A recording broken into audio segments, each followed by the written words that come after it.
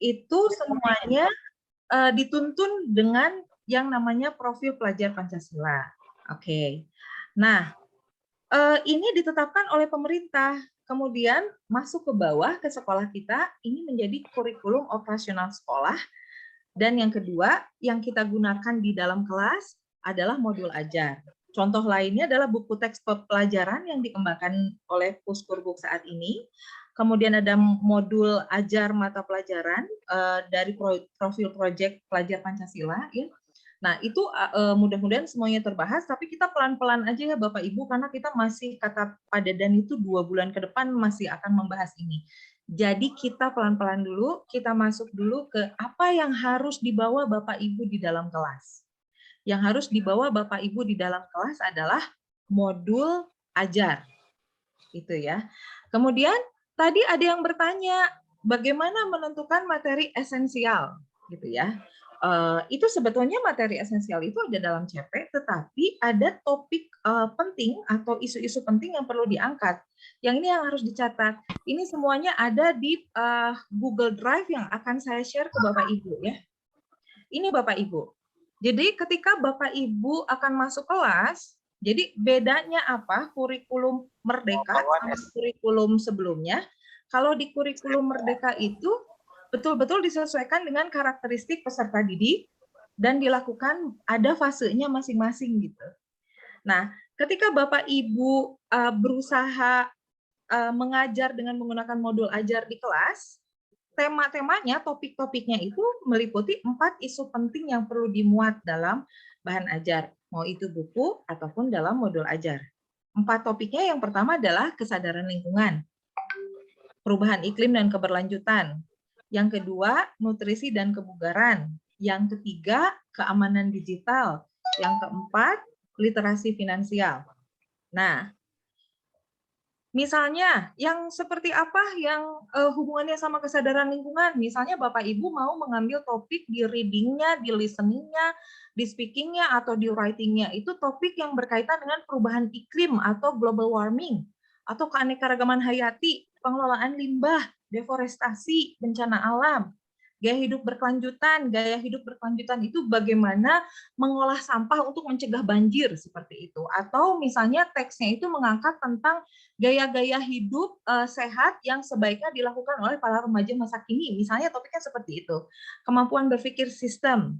Nah, itu ada kata kuncinya untuk ditampilkan di dalam modul nanti. Nah, kemudian topik lainnya adalah digital safety. Misalnya tentang teknologi digital, internet sehat, resiko aktivitas, interaksi dalam jaringan, etika berinternet, bijak dalam bersosial media.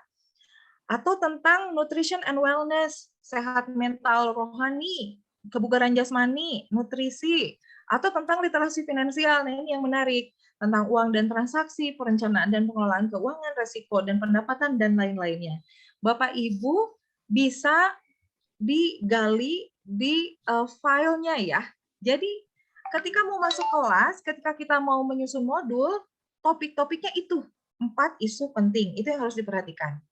Yang kedua, ketika kita menyusun modul, itu juga kita harus memperhatikan karakteristik peserta didik sehingga mampu melaksanakan pembelajaran diferensiasi. Pembelajaran diferensiasi itu jadi betul-betul pembelajaran yang mengakomodir semua kebutuhan siswa dan sesuai dengan gaya belajar dan karakteristik siswa. Oke, Bu Susan, dalam hal ini, Bu Susan ini pendamping guru penggerak, juga tim ahli penulis nih. Tim penulis buku juga nih. Coba pembelajaran diferensiasi Bu Susan bisa dibagi ke rekan yang lain, itu seperti apa ya? Ya, mohon izin memberikan pendapat Bu Suningsih dan rekan-rekan pendidik lainnya. Mungkin ini terkait dengan pengalaman saya, Bu Suningsih ya. Betul, Bu? Ya. Ya, terkait dengan pengalaman saya mungkin selama ini ya. Memang sekolah saya belum menerapkan kurikulum Merdeka ya, tetapi dalam pembelajaran berdiferensiasi itu kan sebenarnya sudah dikenal sejak kita menggunakan kurikulum 2013 ya. Jadi mungkin saja Bapak Ibu bisa menerapkannya dari beberapa elemen ya, mungkin pada elemen kontennya, mungkin juga pada produknya, atau juga mungkin pada kegiatan pembelajarannya begitu. Jadi mungkin saja kontennya jika misalnya terkait dengan tema, ya temanya mungkin satu sama, tapi mungkin jenis kosakata yang diberikan berbeda-beda tergantung dengan Betul. kemampuan anaknya. Jadi kontennya itu terlihat dari apa level ya, level Iya. kosakatanya mungkin ya, jumlah kosakata yang mudah, menengah, sulit seperti itu. Jadi Oke. dalam satu kesempatan ada kemungkinan kita memberikan reading text itu sampai mungkin 5 atau 6 gitu ya, atau mungkin Oke. 3, 4, 5, 6 teks dalam satu tema begitu. Itu jika terkait dengan konten. Kemudian jika terkait dengan kegiatan pembelajaran, ya mungkin saja nanti ketika pembelajaran bisa ada anak yang teksnya itu mungkin monolog, bagi anak yang mungkin senang membaca teks panjang atau senang membaca teks yang rumit begitu ya. Atau juga bisa juga dengan audio mendengarkan jenis teksnya, atau juga bisa juga dengan audio visual, Betul. kegiatannya seperti itu, atau juga misalnya individu, kelompok seperti itu ya. Kemudian Oke. untuk terkait dengan produk ya mungkin kaitannya dengan kita biasanya dalam pembelajaran itu kan ujungnya itu kan pada writing ya kan, pada writing. Kalau sekarang untuk bahasa Inggris umum itu pada presenting ya.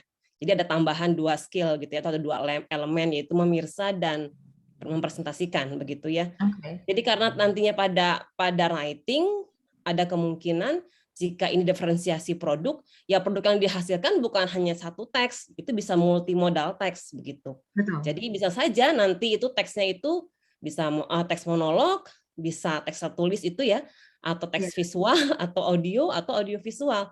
Dan Oke. ini juga akan berdampak nanti ketika kita memberikan pembelajaran yang berdiferensiasi, otomatis penilaian juga akan berdiferensiasi ya. Jadi nggak bisa kita misalnya anaknya teksnya dihasilkan teks menulis tertulis misalnya written text, tapi kita menilainya menggunakan audio gitu, nggak bisa kan. Jadi Oke. harus yang Iya. written, asesmennya written gitu kan, kriteria penilaiannya seperti itu. Kalau misalnya teksnya hanya audio saja, ya bagaimana menilai teks audio? Atau misalnya Iya. bentuknya infografis, bagaimana menilainya infografis? Atau misalnya bentuknya audiovisual, bagaimana kriteria penilaian audiovisual? Betul. Mungkin seperti itu yang selama Ya. ini saya belum melakukan semua hal, tapi cenderungnya ke arah produk kalau saya. Tapi kalau Ya.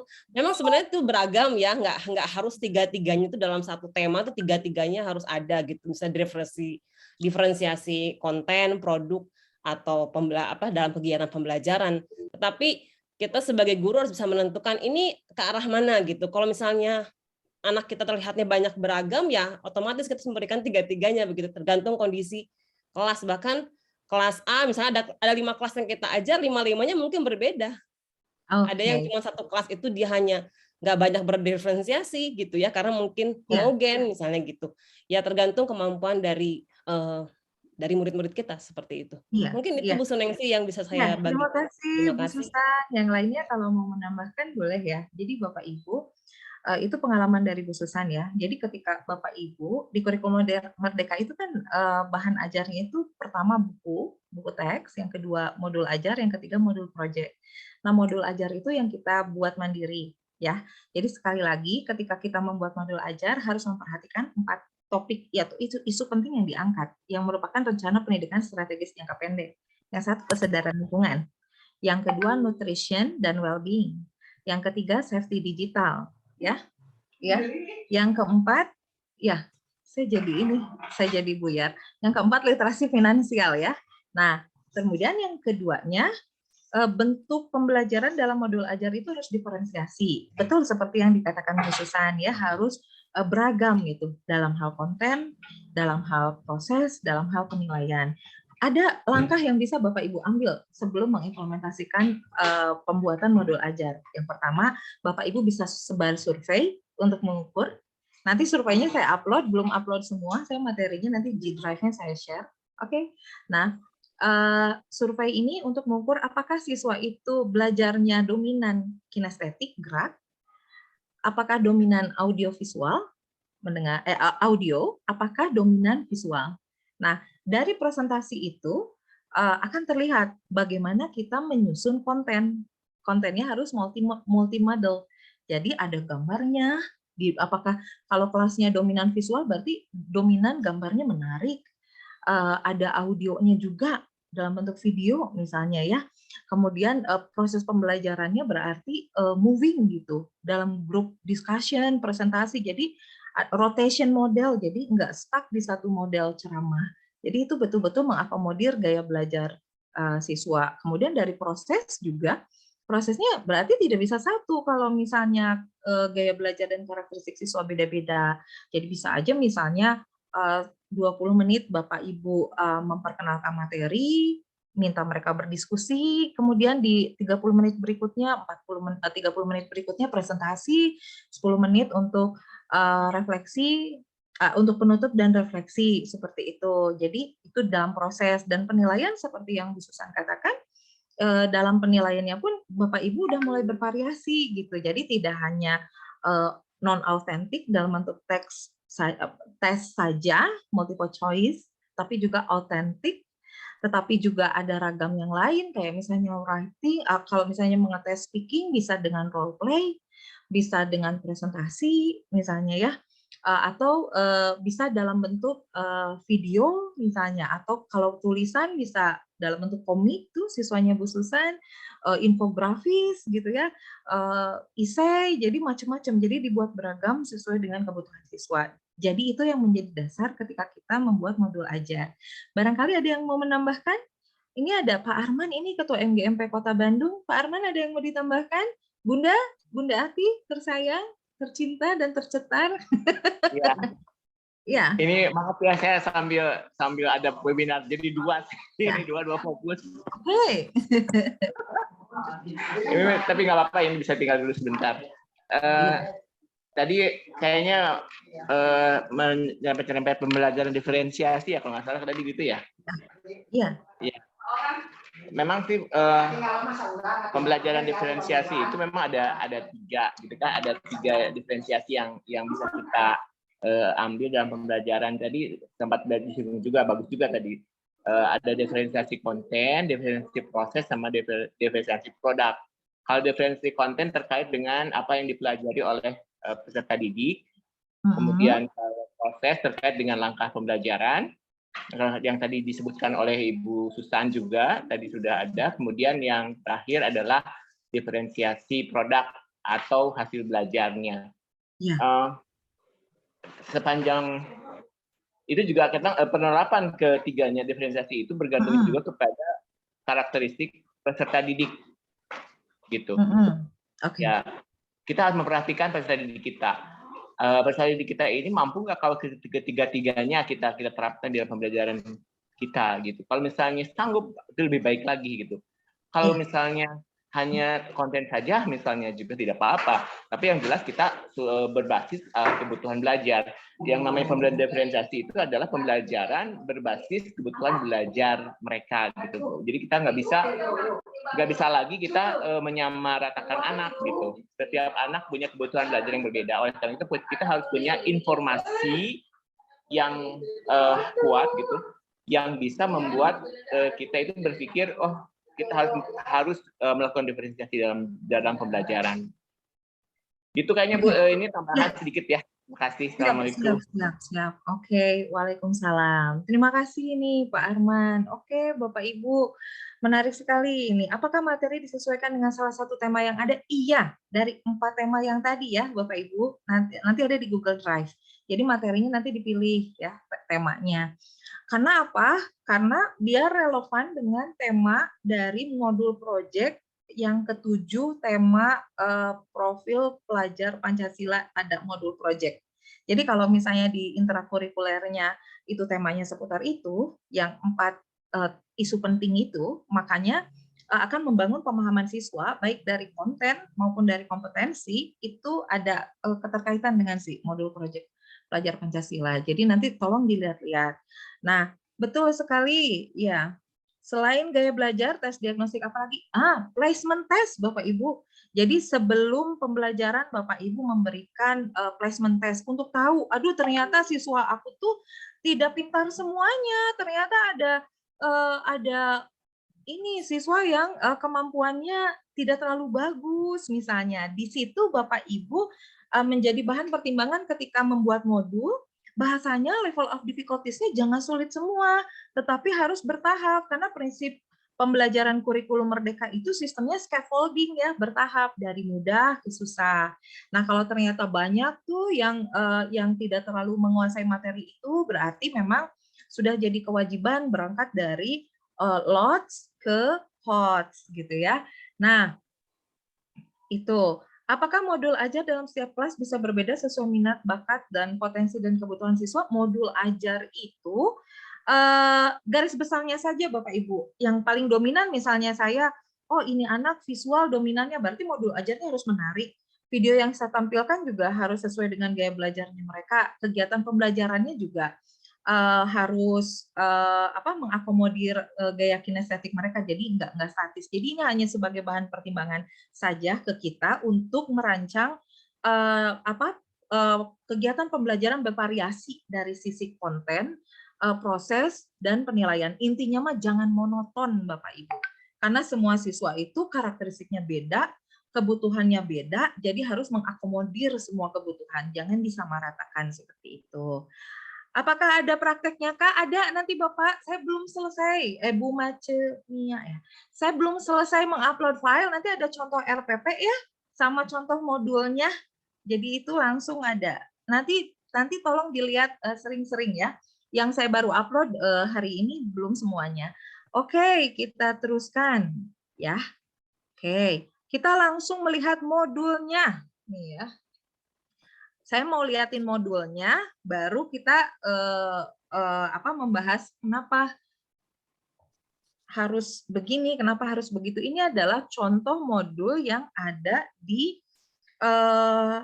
share dalam materi yang beredar selama ini, itu dari Bu Yeni, dan kebetulan waktu PBII kemarin saya juga mengikuti webinarnya meskipun saat itu bentrok kegiatan, tetapi saya melihat modul ini bisa saya angkat sebagai contoh.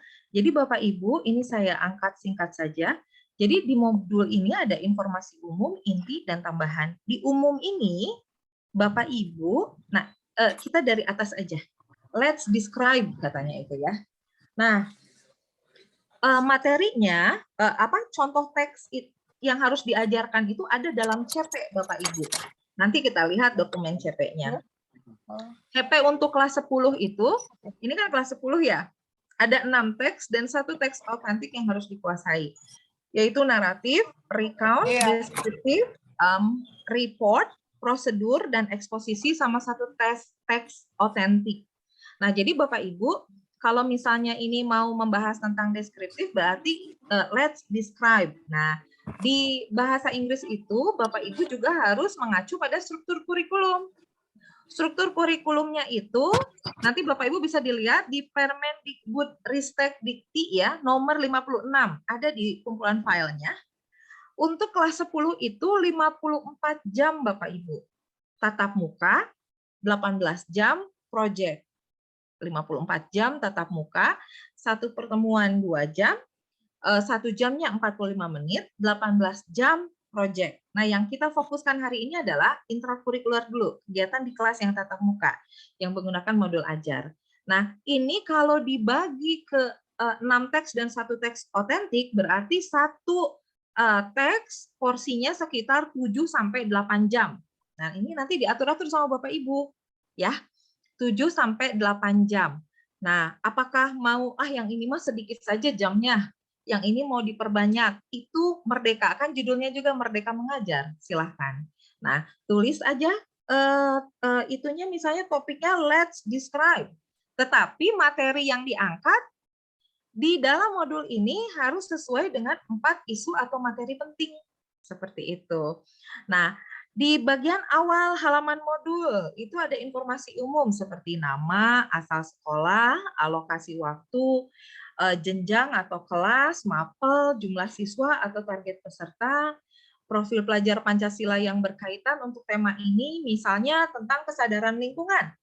Kesadaran lingkungan itu Bapak Ibu masuk dalam beriman, bertakwa kepada Tuhan Yang Maha Esa dan berakhlak mulia. Kenapa? Karena di dimensi ini ada 5 elemen, ya, yaitu akhlak kepada Tuhan, akhlak kepada manusia, akhlak kepada lingkungan, ya, akhlak bernegara. Nah, jadi akhlak kepada lingkungan ini masuk ke dalam profil beriman bertakwa, pada dimensi beriman bertakwa kepada Tuhan Yang Maha Esa dan berakhlak mulia. Kalau misalnya kegiatan pembelajarannya dibuat ada kolaborasinya, misalnya berpasangan, berkelompok, berarti itu menumbuhkan profil bergotong royong. Kalau ada individu, siswa didorong untuk mencari sumber lain, berarti itu mandiri. Kalau misalnya dalam kegiatan pembelajaran itu diberikan pertanyaan pemantik, Bapak Ibu, nanti di file itu ada namanya dimensi profil pelajar Pancasila. Salah satunya benaran kritis. Di dalam salah satu elemennya adalah mengajukan pertanyaan. Di situ ada level untuk SMA, itu jenis pertanyaannya seperti apa yang harus diberikan ketika memberikan pertanyaan pemantik dan dalam kegiatan pembelajaran. Nah, itu untuk menumbuhkan profil bernalar kritis.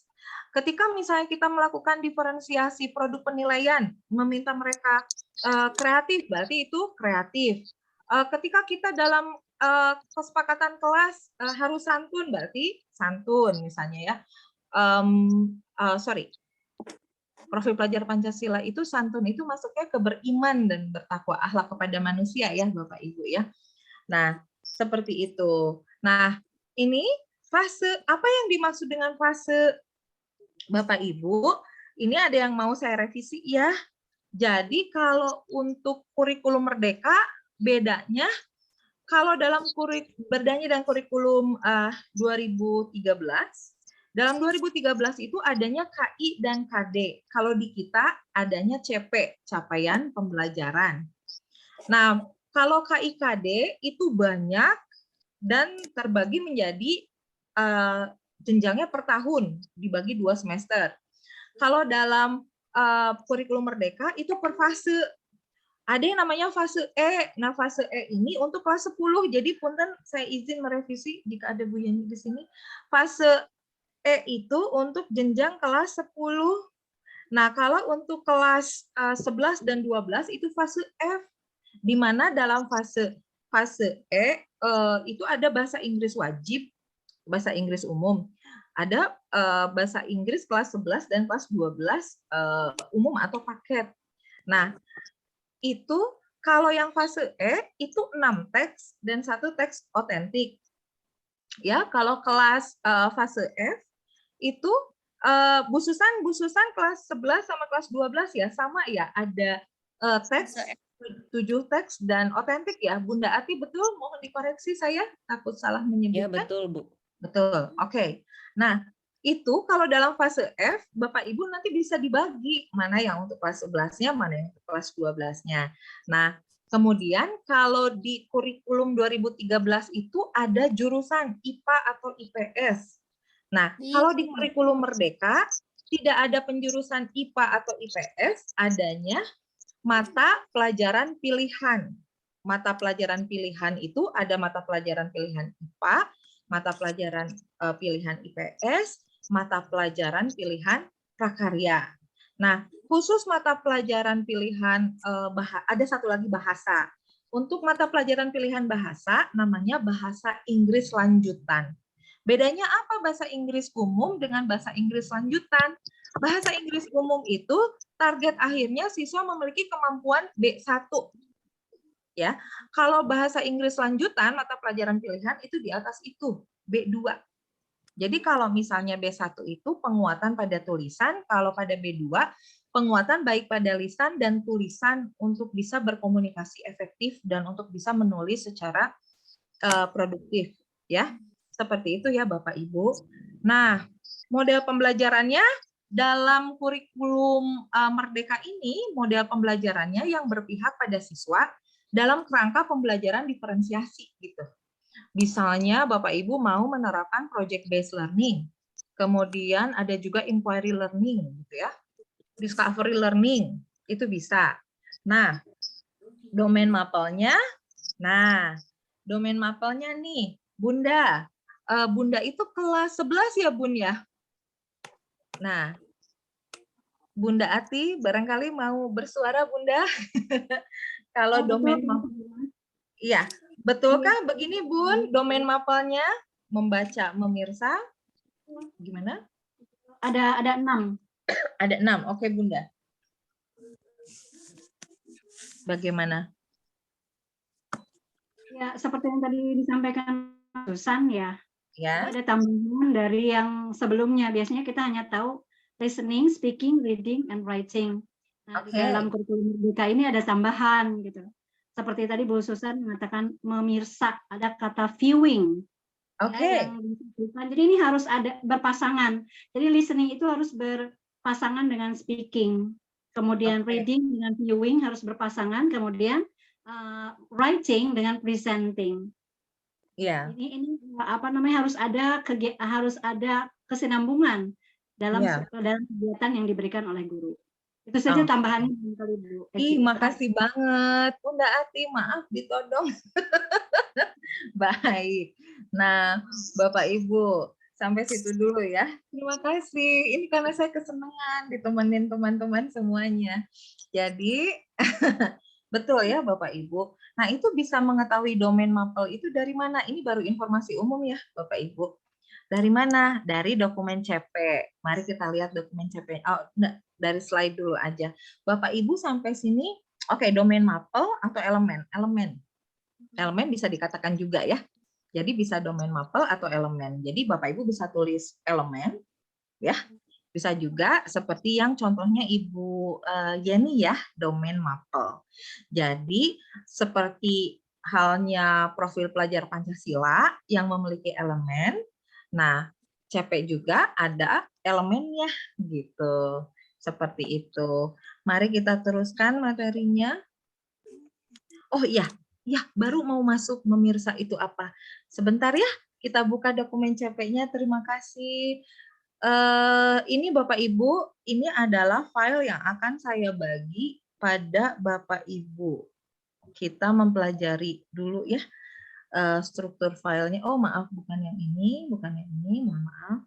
Sebentar. Mudah-mudahan ini terburuk ya. Nah ini. Iya.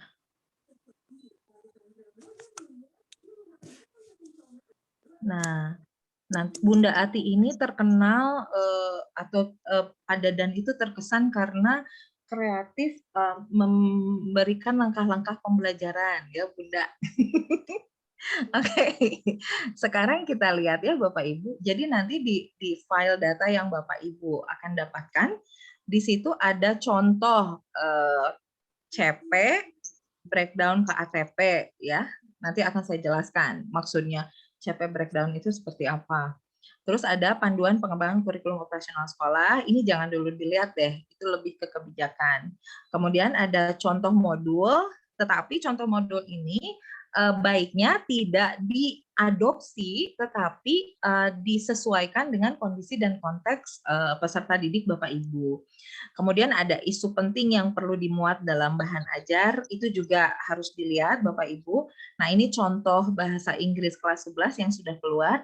Nah dimensi profil pelajar Pancasila ini tolong dilihat Bapak Ibu, karena ini akan memberikan gambaran ke kita, oh untuk menumbuhkan karakter ini, untuk kelas 11 ini, udah ada nih tuntunannya.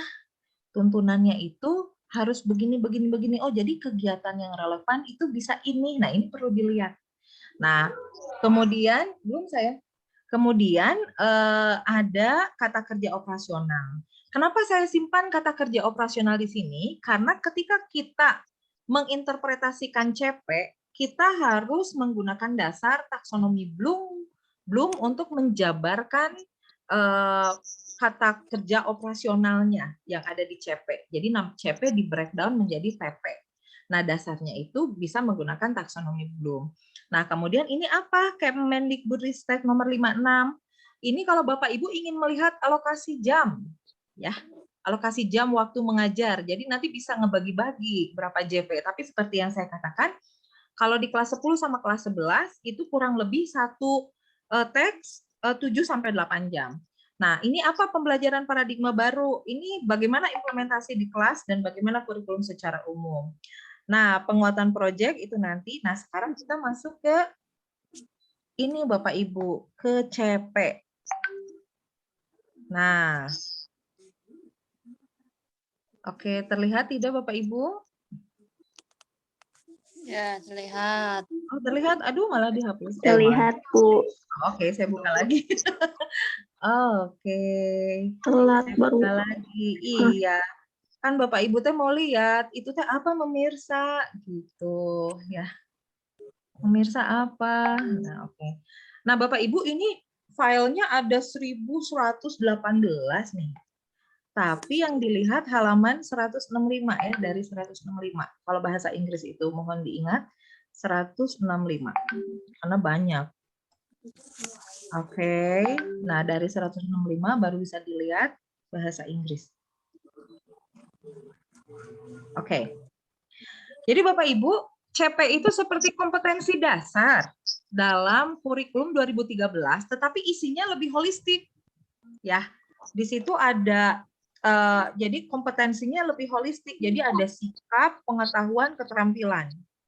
Kalau di KD kan itu pengetahuan dan keterampilan, tetapi kalau ini sikap atau profil pelajar Pancasila harus masuk di CP ini. Nah, CP itu ada 4 bagian. Yang satu A, rasional mata pelajaran bahasa Inggris. Ini mengulas tentang pentingnya bahasa Inggris dan kaitannya dalam perkembangan saat ini. Nah, level yang diminta untuk kelas 10 sama kelas 11 itu level B1. Jadi mempertahankan interaksi, menyampaikan sesuatu yang diinginkan dalam berbagai konteks, dan artikulasi jelas, mengungkapkan ide utama secara komprehensif, mempertahankan komunikasi. Oke. Nah, pendekatannya apa? Genre-based approach, Bapak Ibu. Ya, nah ini. Ada 4 isu penting yang harus dikuasai, yang harus digunakan. Ya, yang harus digunakan sebagai acuan dalam modul ajar. Yang kedua, pembelajarannya harus diferensiasi, mengakomodir semua karakteristik dan kebutuhan peserta didik. Yang keempat, pendekatannya dibuat dalam genre-based approach. Nah, genre-based approach itu ada 4 tahapan. Ada building knowledge of the field, membangun pengetahuan awal. Ada modeling of the text, mencontohkan dengan teks. Kemudian dalam kegiatan kelompok, joint construction of the text, membimbing peserta didik bersama-sama memproduksi teks. Kemudian ada independent construction of the text. Jadi sendiri membuat teksnya secara lisan dan tulisan. Jadi ada rasionalisasi mata pelajaran, ya penting dan pendekatan apa yang digunakan. Kemudian ada tujuan mata pelajaran dalam CP itu. Kemudian ada karakteristik mata pelajaran. Kemudian setelah karakteristik mata pelajaran, nah ini ada elemen tadi, ya elemennya itu ini menyimak, membaca, memirsa. Memirsa itu kemampuan memahami, menggunakan dan merefleksi teks visual, ya sesuai tujuan dan kepentingannya. Nanti Bapak Ibu bisa dipelajari lebih lanjut. Ada berbicara, kemudian menulis dan mempresentasikan. Nah.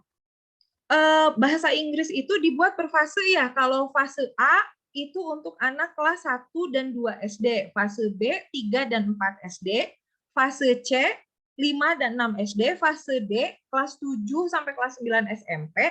Nah, fase E ini fase E itu kelas 10, fase F itu kelas 11 dan 12. Nah, kita fokus ke fase E, Bapak Ibu. Di sini. Di fase E ini, Bapak Ibu yang perlu diajarkan teks dalam 1 tahun ya, dalam 54 jam, itu adalah teks narasi, deskripsi, prosedur, eksposisi, recount, report, dan teks otentik. Ini. Nah, ini elemennya. Nah, elemennya ada menyimak dan berbicara. Nah, di sini CP-nya ini, pada akhir fase E, peserta didik menggunakan bahasa Inggris untuk berkomunikasi dengan guru, teman sebaya, dan orang lain dalam berbagai macam situasi dan tujuan. Ada elemen menyimak, berbicara. Kemudian ada elemen membaca, memirsa. Kemudian ada elemen menulis, mempresentasikan. Itu. Kalau di kelas 11 dan kelas 12, Bapak Ibu ini materinya. Teks narasi, deskripsi, eksposisi, prosedur, argumentasi, diskusi, dan teks otentik. Seperti itu. Nah, ini elemennya menyimak, berbicara, membaca, memirsa, kemudian menulis, mempresentasikan, Ya, seperti itu. Nah, kalau tingkat lanjut, tingkat lanjut itu sasaran target akhirnya adalah B2. Ini elemennya dibuat terpisah. Jadi listening, dari listening, dari listening, reading, writing, speaking. Nah, seperti itu. Nah, sekarang bagaimana menjabarkannya menjadi tujuan pembelajaran? Nah, itu saya sudah perkenalkan tadi CP-nya ya, Bapak Ibu ya.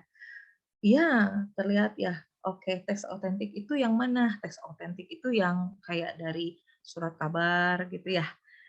Artikel. Oke, kita teruskan ya Bapak Ibu ya. Kita CP breakdown nih. Ini harus fokusnya. Ini saya kecepatan atau bisa mengikuti Bapak Ibu? Apakah bisa mengikuti? Iya, bisa. Oke. Jadi sekali lagi ketika membuat modul itu harus dipengaruhi oleh struktur kurikulum, jam pelajaran. Terus harus mengacu ke CP, ya.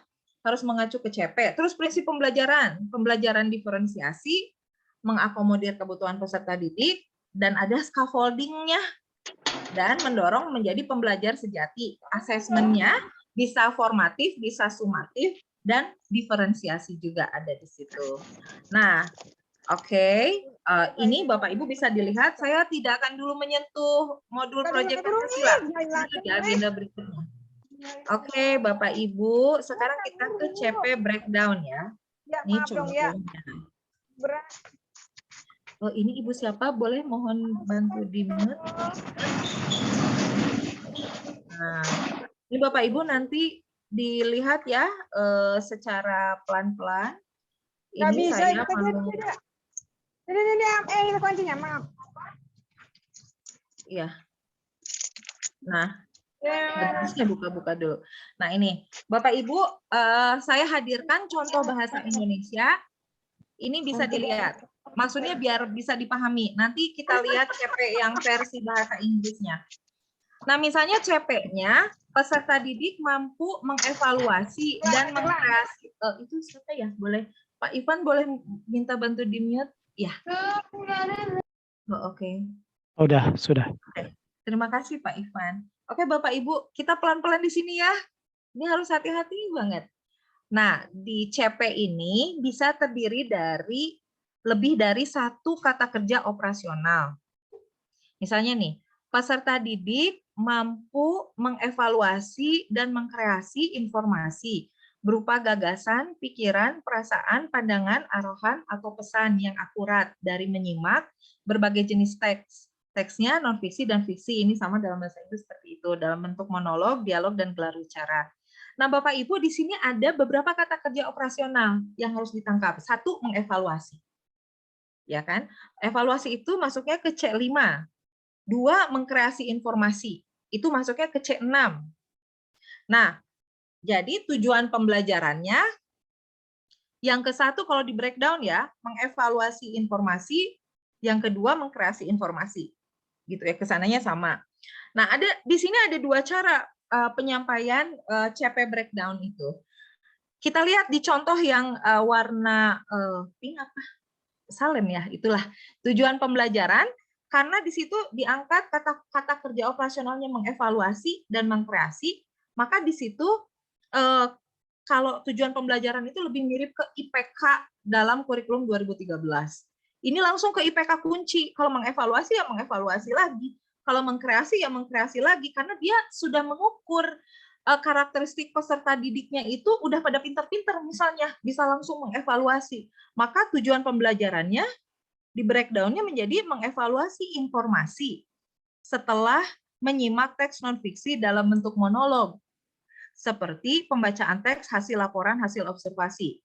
Monolognya di breakdown. Terus yang kedua, seperti pembacaan berita, mengevaluasi informasi pada berita, mengevaluasi informasi teks berupa hikayat. Jadi di breakdown lagi dari bentuk teksnya. Ya. Kemudian yang kedua, mengkreasi. Mengkreasi di breakdown lagi. Mengkreasi informasi setelah menyimak teks non-fiksi dalam bentuk dialog. Jadi itu mengkreasi yang membedakan adalah bentuk teksnya. Terus di situ ada lagi mengevaluasi informasi. mengevaluasi dan mengkreasi informasi, baru digabungkan keduanya. Nah, tapi kalau yang biru, yang sebelah kanan, itu tujuan pembelajaran breakdown dari CP-nya agak berbeda. Karena dia mungkin melihat karakteristik peserta didik untuk langsung mengevaluasi, nggak bisa. Bu, siswa saya dari Papua, Ibu siswa saya dari Bandung Nyingcat misalnya ya, atau dari Cimahi Nyingcat misal. Nah, maka saya mau berangkat dari kata kerja operasionalnya dari awal karena harus bertahap ya, scaffoldingnya harus sesuai dengan karakteristik peserta didik. Jadi saya mau berangkat TP breakdown-nya ke memahami informasi berupa gagasan yang akurat dan menyimak berbagai jenis non-fiksi dalam bentuk monolog, misalnya menginterpretasi, baru ke mengevaluasi, terus mengabstraksi informasi, baru ke mengkonstruksi informasi, baru ke mengkreasi, kemudian memaknai. Jadi Bapak Ibu itu ketika melakukan CP breakdown itu banyak jalannya, tergantung dari sejauh mana Bapak Ibu mengenal karakteristik peserta didik. Jadi banyak jalan menuju Roma. Seperti itu. Nah, sekarang saya akan perlihatkan, jadi Bapak Ibu bisa langsung ke kata kerja operasional kunci yang ada dalam CP, seperti yang ditunjukkan oleh tabel warna salem, atau Bapak Ibu bisa CP breakdown-nya ke yang tabel warna biru. Ya, jadi scaffolding-nya bertahap dari lots dulu, baru ke kata kerja operasional kunci yang ditargetkan. Jadi itu elemennya sama, CP-nya sama, tapi tujuan pembelajarannya beda. Nah, itulah konsep pembelajaran berdiferensiasi. Oke, Bapak Ibu, sekarang saya akan coba memperlihatkan, oh ya, kalau CP breakdown matematika mah berbeda lagi. Kalau CP breakdown matematika mah jadi ada elemennya itu, ya udahlah nggak usah matematika, Bapak Ibu, kita teruskan saja lagi ya. Sekarang kita melihat yang versi bahasa Inggrisnya. Akan saya coba buka dulu filenya. Iya, saya coba respon dulu. CP tidak melalui ranah C1 baru ke C5 atau sesuai dengan materi. Jadi CP breakdown itu ke TP, itu TP-nya bisa tadi ya, bisa langsung ke kata kerja operasional kunci yang ada di CP, mengevaluasi semuanya. Tapi bisa juga berangkat dari misalnya sebelum ke mengevaluasi, mengidentifikasi dulu. Bisa berangkat seperti itu. Iya. Nah, kata kerja operasional memahami bagaimana mengukur kemampuan siswa, Bu. Nah, itu ada ya, dari memahami itu, di situ di file saya ada taksonomi Bloom, banyak kata kerja yang bisa digunakan untuk mengukur memahami. Dan banyak bentuk latihan untuk bisa mengukur level memahami itu, dengan menggunakan kata kerja dalam kolom memahami itu. Oke, Bapak Ibu, ini saya menghadirkan contoh CP breakdown dari kelas 12 lanjutan, dan nanti akan saya perlihatkan dari contoh Bu Yeni. Ya, mohon izin untuk share screen.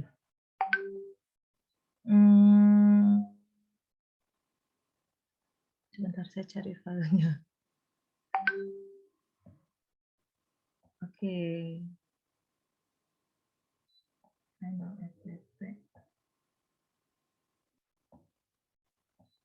Mohon izin.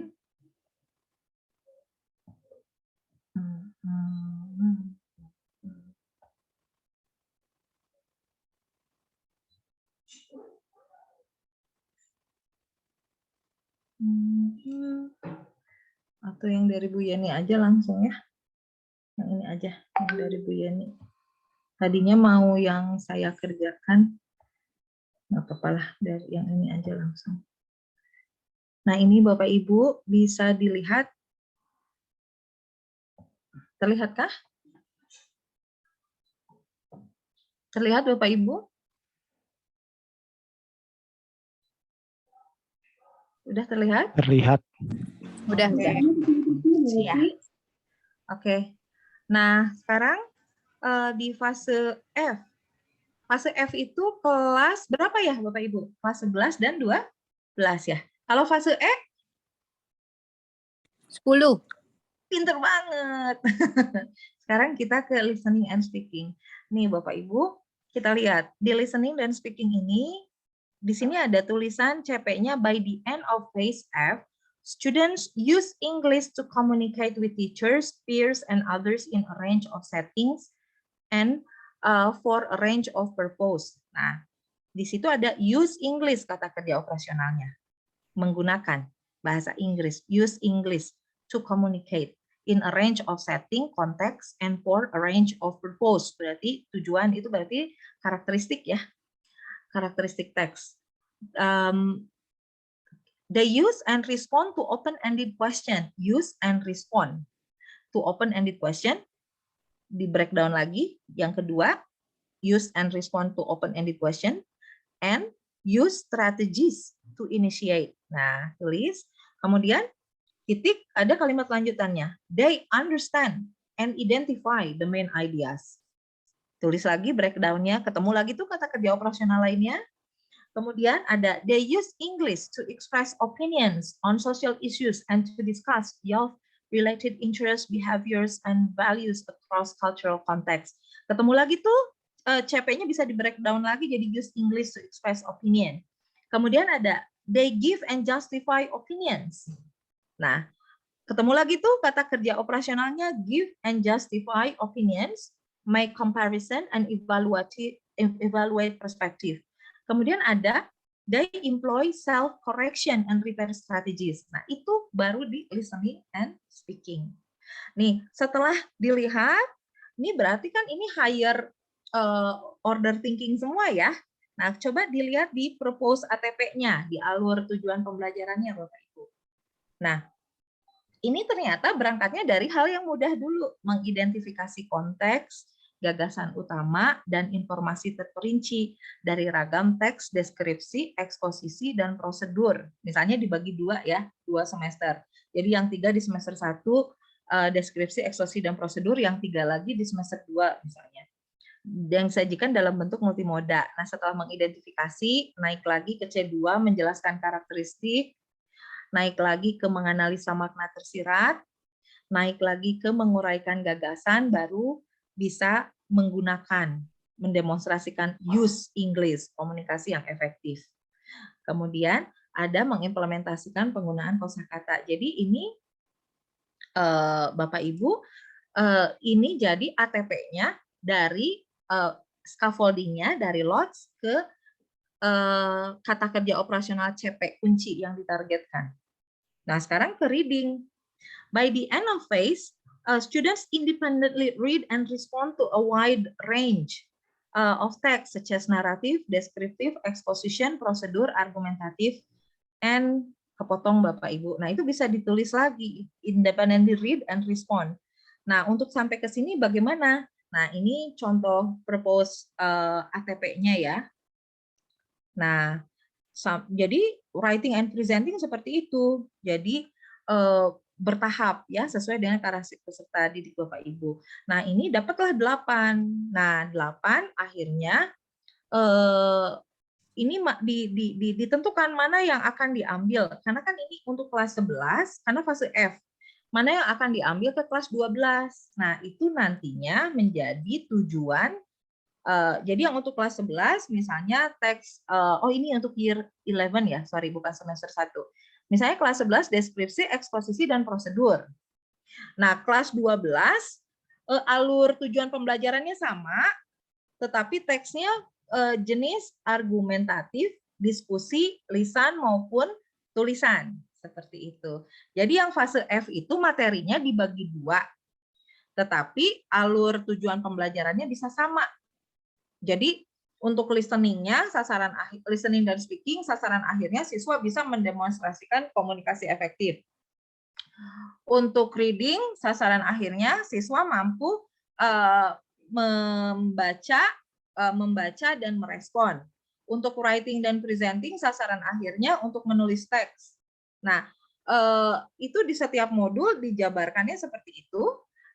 Masing-masing teksnya alurnya misalnya modul ajar yang pertama akan dikasih misalnya deskripsi dulu. Tetapi semua tujuan pembelajaran ini dimasukkan.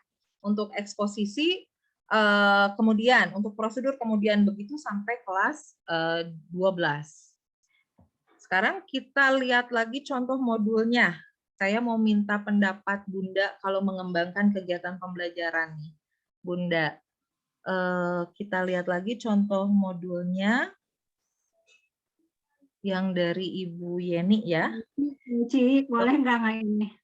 Boleh. Mungkin Boleh. bisa apa namanya di chop gitu ya, maksudnya yang kan banyak tadi yang belum sama sekali mungkin belum Ya, paham boleh, pun belum kurikulum merdeka ya. Ya. Mungkin ini FJD bisa tanya jawab atau boleh. ini gitu. Tanya jawab boleh. Maksudnya yang mau tanya bisa langsung, karena kalau apa namanya mencerna sekian banyak informasi nampaknya ini ya agak sulit. Untuk iya. Ada yang mau bertanya? Mari. Yang atau yang mau menambahkan boleh.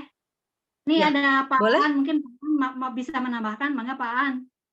Pak An, mangga. Oke, terima kasih Bu Ati, ditembak ya Bu Ati. Oke, kalau ini kalau dari sudut pandang saya ya, teman-teman semuanya. Ketika saya membaca capaian pembelajaran dari pemerintah itu kan yang paling awal yang saya baca itu adalah B1 gitu ya. Baru dari situ kan diturunkan gitu ya. Ada menyimak dan segala macamnya. Mungkin kita mulai dari situ dulu. B1 ini apa sih gitu. Jangan sampai kita kemana-mana tapi kita juga belum tahu B1 ini apa gitu ya. Nah, kalau saya bisa share screen nggak ya? Silakan Bapak. Mangga. Nah, nanti boleh dipakai juga oleh teman-teman ya. Jadi ini ada toolkits. Jadi biasanya saya memakai itu untuk planning gitu ya. Jadi sebentar saya share screen dulu. Mungkin perlu disebutkan Pak An, B1 itu apa? Dari server kan maksudnya. Betul. Nah, bisa terlihat teman-teman semua? Bisa ya. Jadi B1 itu international standard untuk bahasa Inggris gitu ya. Common European Framework. Ada A1, A2, B1, B2 sampai C2 gitu. Misalkan kita ingin tahu B1 ini anak-anak kita tuh harus bisa apa sih gitu ya. Kita bisa geser ke kolom B1. Kita bisa main-main di sini gitu ya. Kita main ke B1, terus kita set learners-nya itu mau siapa? Mau adult learners, karena kan fase E dan F itu kan SMA, ya. Terus skills-nya kita mau ada di materi Bu Christina, say. Oh iya. Jadi kalau misalkan kita mau writing atau produktifnya gitu ya, writing, speaking, kita tinggal klik misalkan speaking. Nah, kita choose ada berapa sih sub skills yang anak-anak ini harus dikuasai, harus menguasai ketika mereka menuju B1. Nah, ketika dilihat show result, nah sudah ada hal yang mereka bisa kita ajarkan gitu ya. They can ask why someone thinks something or how they think something would work. Itu sudah ada urutan-urutan apa yang mereka harus pelajari. Nah, saya biasanya menggunakan ini ketika mau planning, gitu. Bahkan kalau kita membuat teks misalkan, dan kita tahu anak-anak kita misalkan itu masih di A2 atau A2+. Terus saya ambil misalkan teks dari Jakarta Post, gitu ya. Saya ambil dari sini deh. Terus saya copy. And then I go here, saya akan ke text analyzer. Terus saya taruh di sini, sebentar, saya copy dulu dari sini. Ini misalkan saya ambil dari Jakarta Post gitu ya.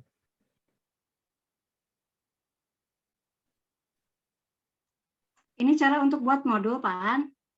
Oh bukan, ini untuk melihat apakah yang kita buat itu sudah A2. Gitu.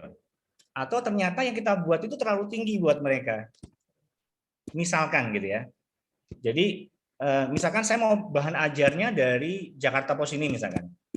Nah, apakah ini cocok buat anak-anak saya yang tadi saya identifikasi itu belum nyampe B1 gitu.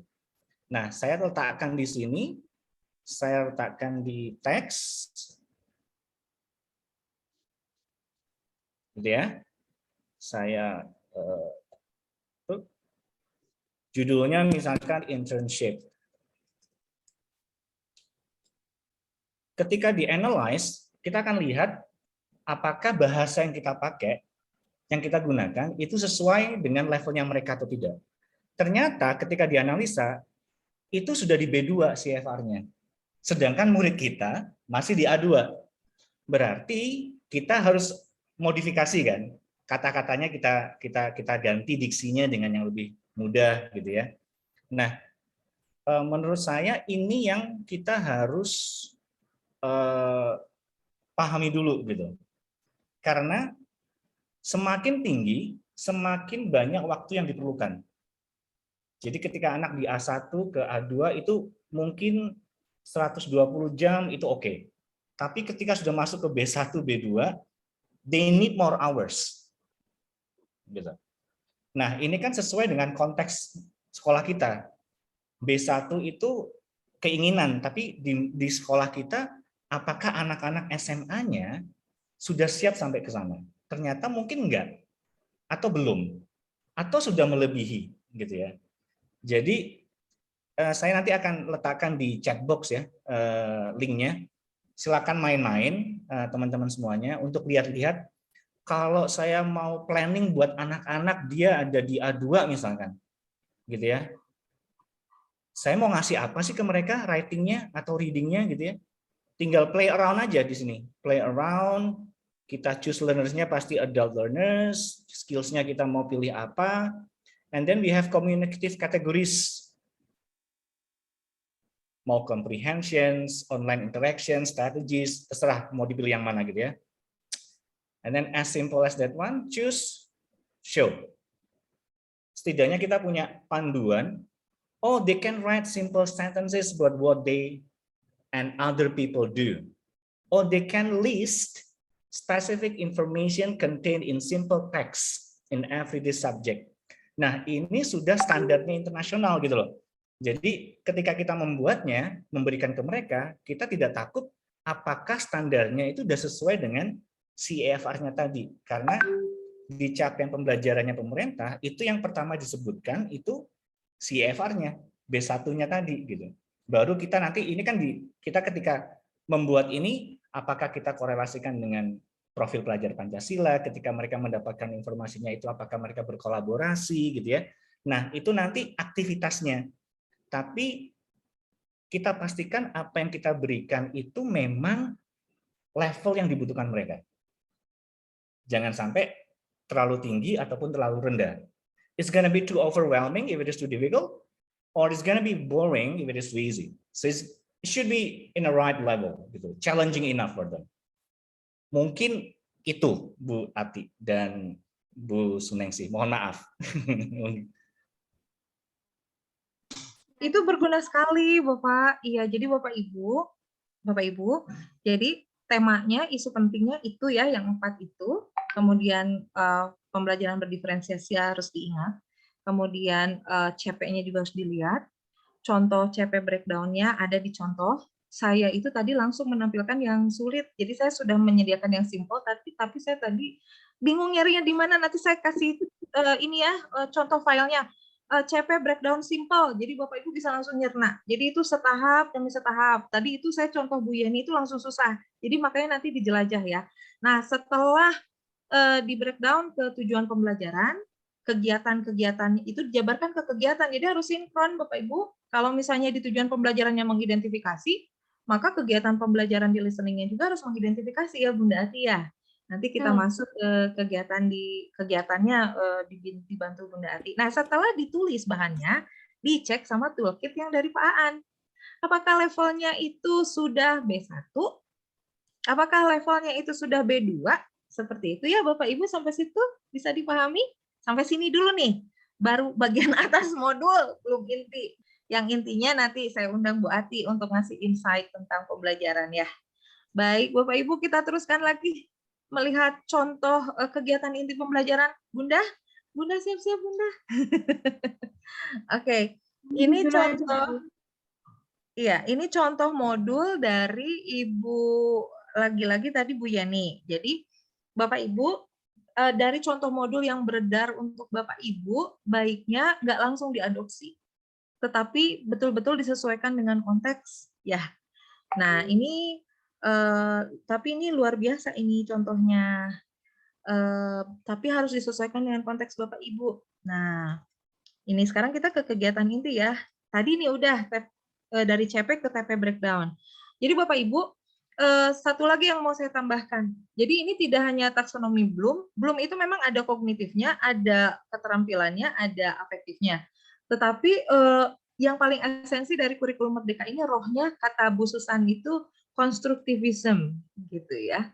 Jadi dominannya itu gitu. Nah, sekarang dari udah nih tujuan pembelajarannya. Mau dijabarkan nih kegiatan pembelajarannya ya, mau ke listeningnya bagaimana, ke readingnya bagaimana, ke speakingnya bagaimana, ke writingnya bagaimana. Nih jangan lupa di template modul itu ada yang namanya pertanyaan pemantik. Nah pertanyaan pemantik atau sebelum pertanyaan pemantik itu ada kata kunci katanya tuh ya, atau terus kemudian nah ini kata kunci. Nah, sorry, di sini konsep utama yang akan dipelajari apa, pengetahuan yang perlu dimiliki siswa apa, nanti Bapak Ibu tulis. Nah, kata kuncinya apa, kalau ini kan temanya to response ya. Nah, sarana prasarana ya di template-nya. Kemudian sarana prasarananya Bapak Ibu menggunakan fasilitas apa untuk mengajar, lingkungan belajarnya sebagai bagaimana, dilampirkan di situ, materinya, ya ketersediaan materinya bagaimana, apakah iya atau ada bentuk asesmennya bagaimana, ditulis di sini, apakah asesmennya individu, asesmen kelompok, atau asesmennya performa, otentik, ya, dalam bentuk menilai presentasi, bermain peran, proyek, pameran hasil karya, ataukah non-otentik dalam bentuk tes sama isei misalnya ya. Kegiatan pembelajarannya bagaimana? Apakah mandiri, apakah berpasangan, ataukah berkelompok, dituliskan di situ. Metodenya bagaimana? Nah, ini template saja ya Bapak Ibu. Materi, ajar, alat, dan bahan. Nah, ini materinya, ditulis materinya di sini. Jadi modul ajar itu seperti RPP Plus, RPP serba lengkap. Di sini ditulis materinya, detail ya. Nah, sekarang itu kita ke kegiatan persiapan pembelajarannya masih ada. Nah, sekarang kegiatan pembelajarannya, Bapak Ibu. Nah, kegiatan pembelajarannya ditekankan lagi harus diferensiasi gitu ya. Nah, metode pembelajarannya bagaimana misalnya metodenya berbasis aktivitas dengan metode diskusi kelompok dan klasikal presentasi proyek dengan 9 pertemuan dalam bentuk teks apa. Nah, langkah-langkah pembelajaran. Nah, Bapak Ibu, sekarang kita masuk ke ranahnya Bunda Ati nih. Langkah-langkah pembelajaran itu. Nah, kalau di Ibu Yeni ini ada kegiatan awal, kegiatan inti, sama kegiatan penutup. Dan memang kita semua akan masuk ke bentuk kegiatan seperti ini ya, karena ada di template-nya. Kenapa ini padahal masih Bu Sunengsi masih ngomong. Oke. Tadi sempat hilang ya. Jadi untuk kegiatan pembelajaran ini ada yang listening dulu diberikan, listening dan speaking dalam satu pertemuan, ada yang reading, memirsa, ada yang speaking, present, ada yang writing, presenting. Nah, sekarang untuk kegiatan pembelajaran nih, saya membutuhkan insight-insight dari Bunda Ati nih. Kira-kira untuk kegiatan pembelajaran di konsep kurikulum Merdeka baiknya kayak gimana nih Bunda? Silakan Bunda. Masih mute Bun. Iya. Ini gimana deh?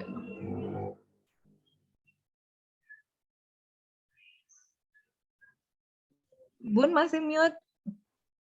Bun masih mute. Terima kasih. Ya untuk kurikulum Merdeka ini karena kita menggunakan genre based approach ya GBA. Tadi kan langkah-langkahnya sudah disampaikan oleh Bu Eci ya, langkah-langkah dari GBA, ya BKOF gitu. Mungkin dulu pernah ya sebelum ke kurikulum Merdeka, sebelum ke scientific approach, Bapak Ibu sudah pernah mempelajari tentang ini. lalu ada scientific approach lalu berubah lagi gitu kan. Jadi lupa. Karena kalau di scientific approach itu dimulai kan dengan mengamati ya, observing, questioning, barangkali Bapak Ibu masih ingat.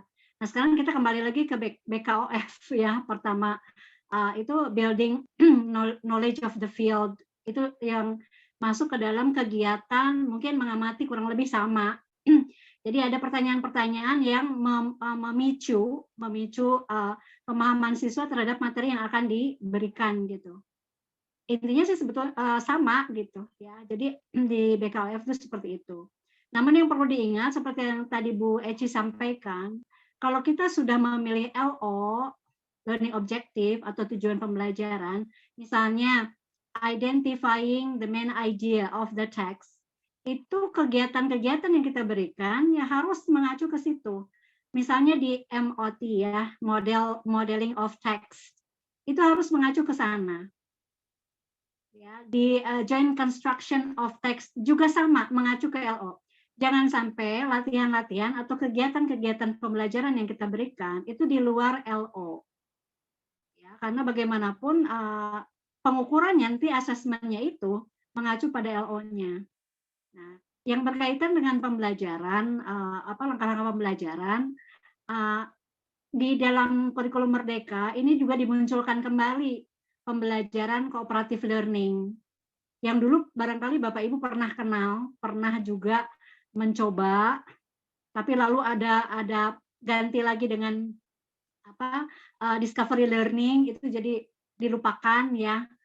Boleh nggak saya menggunakan jigsaw? Dulu Bunda juga pernah dengar ada pertanyaan-pertanyaan seperti itu. Boleh nggak di di dalam RPP itu kita tambahkan selain discovery learning juga ditambahkan misalnya cooperative learning. Nah, kalau sekarang tonjolkan pembelajaran kooperatif ini karena itu merupakan salah satu profil pelajar Pancasila.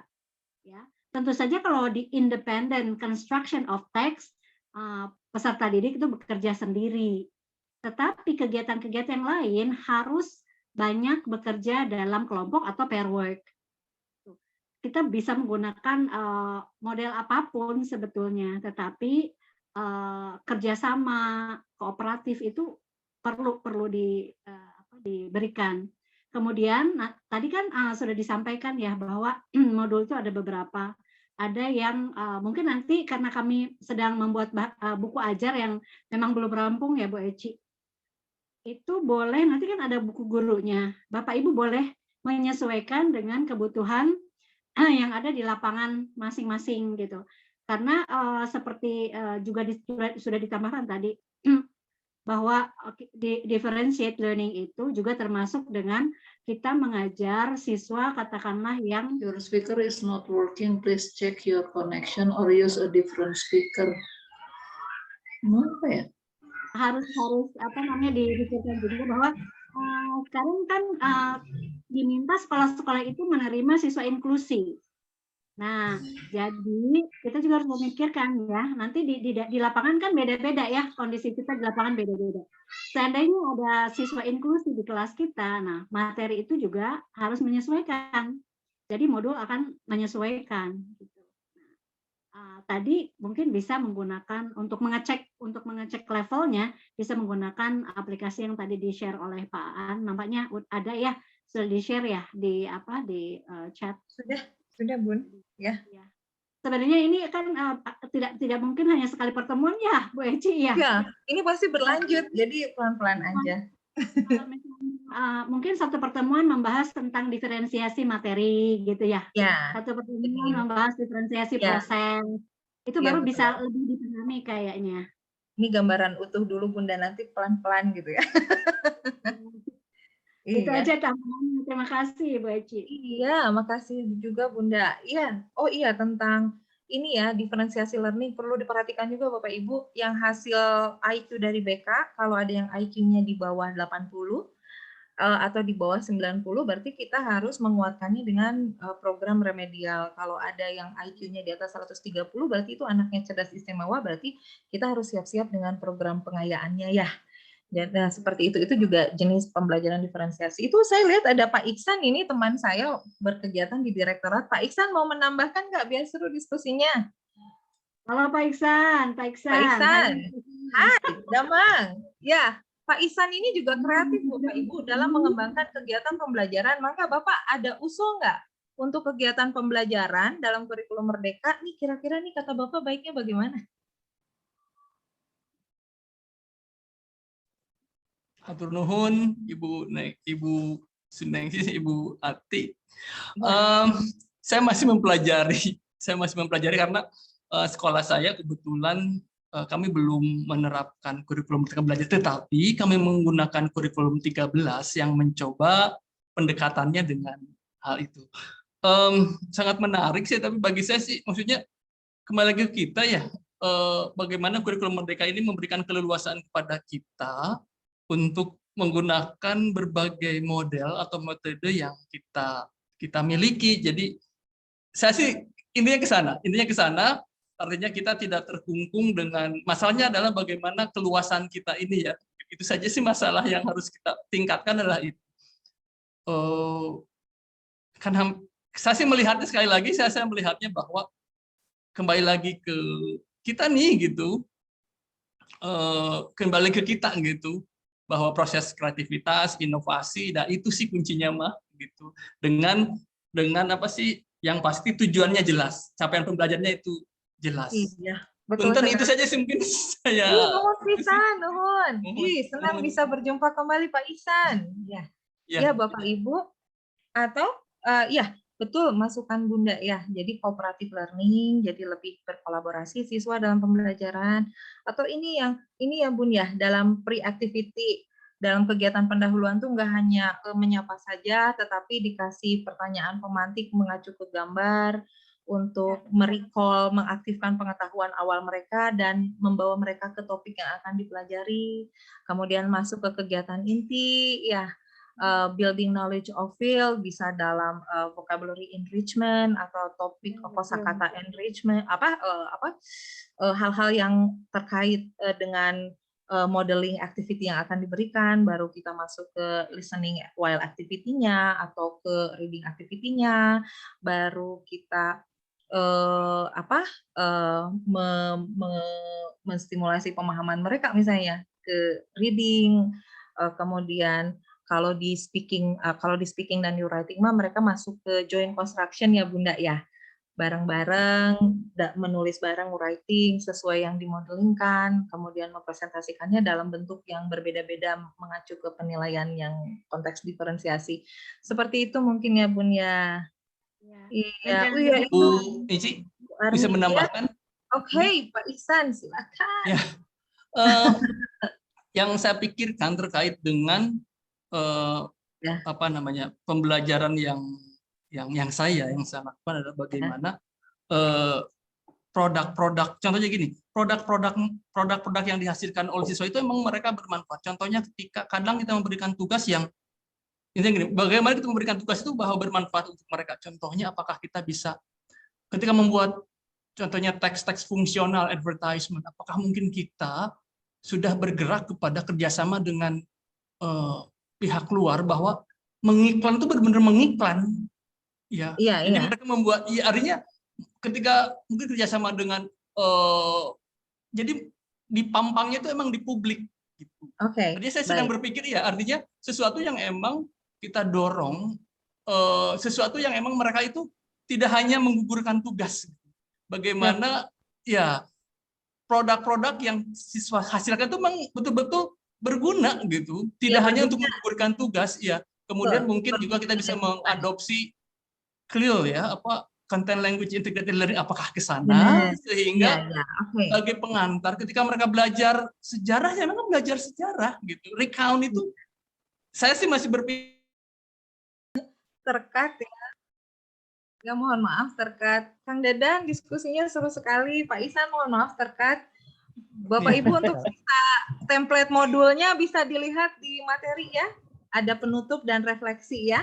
Dilihat itu cukup jelas di materi. Pak Ihsan terima kasih, keren. Kang Dadan, aduh Kang Dadan tega sekali. Seru nih Pak Ihsan. Makasih. Ya baik, hadirin semuanya. Seru sekali tadi diskusinya ya, sampai 70 menit